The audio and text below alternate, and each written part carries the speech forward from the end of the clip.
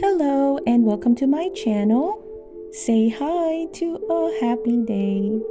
In this channel, I would like to share tales and stories I personally picked and are my kids' favorite book stories.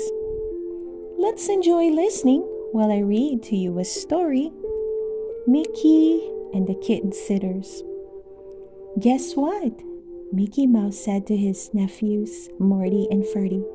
We're going to watch Minnie's kitten Figaro while she visits her cousin. Isn't that exciting?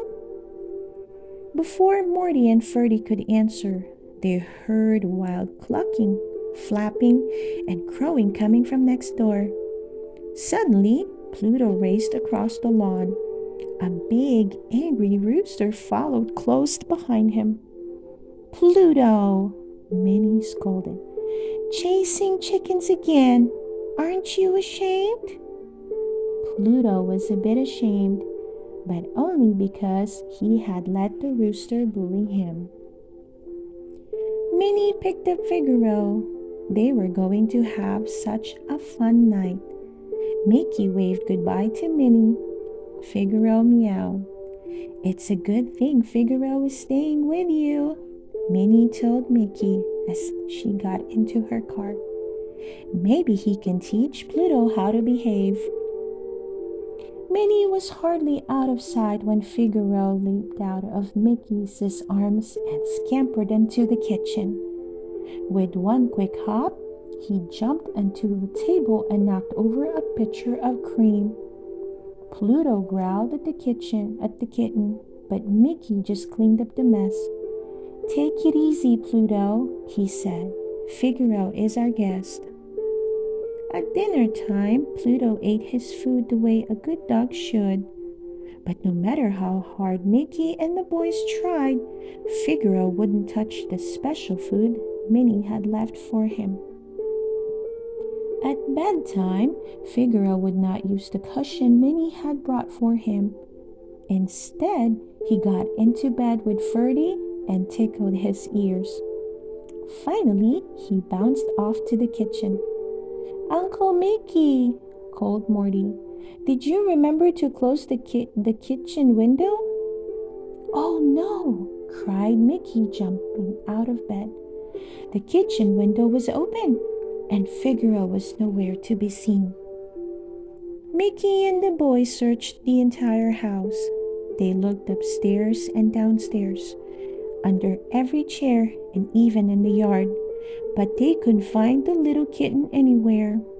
You two stay here, Mickey told his nephews. Pluto and I will find Figaro. Mickey and Pluto went to Minnie's house first, but Figaro wasn't there. Next, they went to the park down the street. Have you seen a little black and white kitten? Mickey asked a policeman. I certainly have, answered the policeman. He was teasing the ducks by the pond. Mickey and Pluto hurried to the pond. Figaro wasn't there, but they did find some small, muddy footprints. Mickey and Pluto followed the trail of footprints to Main Street, where they met a grocery truck driver. Have you seen a kitten? Mickey asked. Have I? Cried the driver. He knocked over my eggs. Mickey groaned as he paid for the eggs. Where was Figaro? Mickey and Pluto searched the whole town, but there was no sign of the kitten. By the time they returned home, the sun was starting to rise.